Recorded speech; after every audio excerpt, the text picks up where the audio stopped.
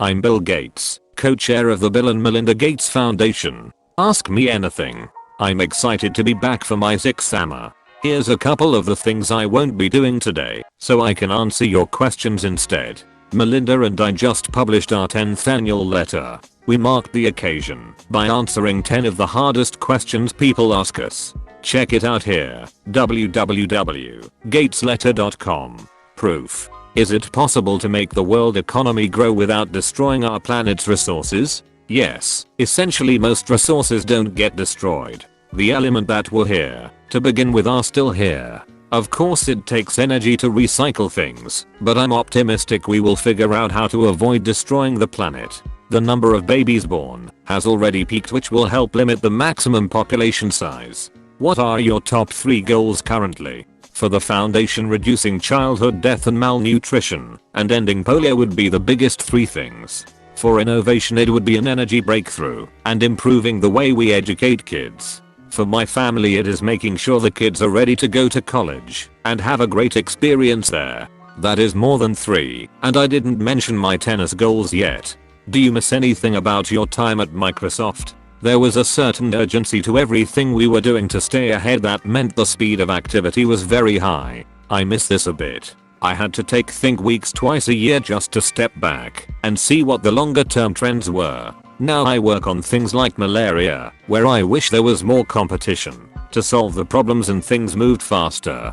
How do you see automation affecting our economy over the next 10 to 20 years? Automation has been driving productivity ever since the Industrial Revolution, including things like tractors and garment making. With software, this will continue to accelerate, so we need to think about how we educate people for the new jobs that will emerge. Overall, automation is a great thing. Eventually we won't have to work as much, but we are still at least a generation away from a big change there. Is a cure for Alzheimer's a real possibility in the near future? And will it be accessible to people on Medicare, Medicaid? There have been a lot of failed Alzheimer's drug trials. The good news is that the new tools we have are helping us understand the disease far better. For example, the role of the glial cells. I'm optimistic that in the next 20 years we will have drugs to help if we stay focused on it, including pooling data and helping startups get funded.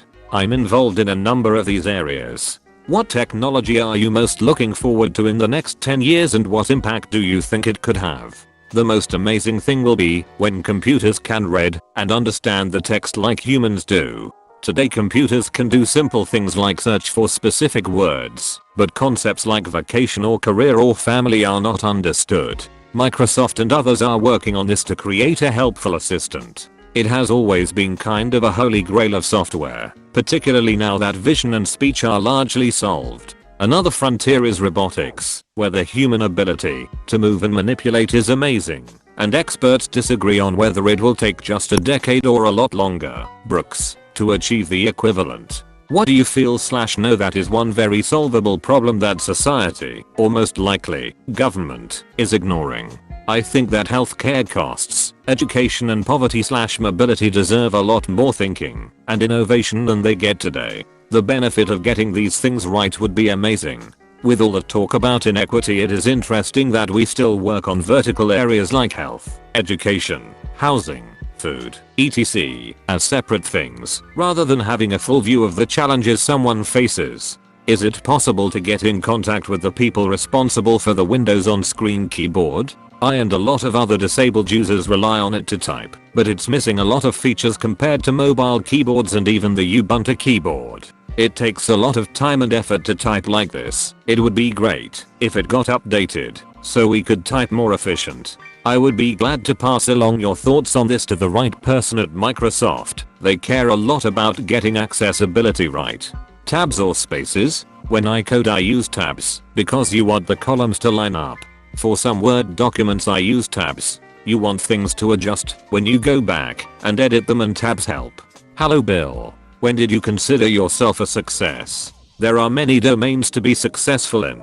I was a success in getting good grades and test scores in high school. I was a success at writing good code by my early 20s. The dream of the PC being an enabling tool came true by the 1990s. Now I'm working on being a good father and the ambitious goals of the foundation, including getting rid of polio and malaria. I think it is always good to have goals where your success is in doubt, and I have that in many areas, including the work I do on climate change. Hi Mr. Gates. Do you ever just randomly get up when you're home and make yourself a peanut butter sandwich? Or do you have people do that for you? I do make myself tomato soup sometimes. It is kind of a comforting food and reminds me of doing the same when I was growing up.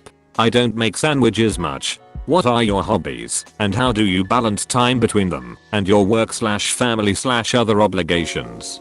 PS. You're a huge inspiration in my life and a role model too. Thank you for everything you do.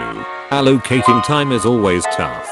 Tennis is a big hobby for me and I try and play twice a week, a bit more in the summer. I always try and read a few books every month and a bunch on vacation. Melinda and I look over our schedules a lot to make sure we are balancing things well. I travel about 1/3 of the time for the foundation, which I enjoy. If you were born into a low-income family, do you think you would have managed to become as rich as you are now?